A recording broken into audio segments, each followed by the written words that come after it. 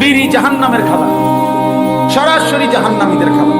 কোরআন শরীফে আছে জাহান্নামীদের খাবারের বৈশিষ্ট্য, লা ইউসমিনু ওয়া লা ইউগনি মিন জু'।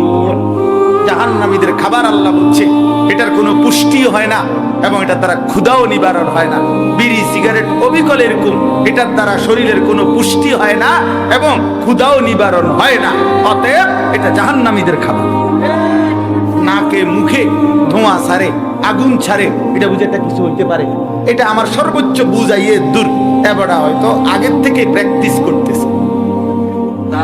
হ্যাঁ, মানে আগের থেকে আগুনের একটা অভ্যাস থাকলে পরে যখন ফুল আগুনে ডুববে এটা তার সুবিধা হবে। একটু জানে আমার তো কিছুটা অভ্যাস আগের থেকেই আছে, আর নাহলে অনেক একটু বাড়াইয়া দিছে আর আগুনে।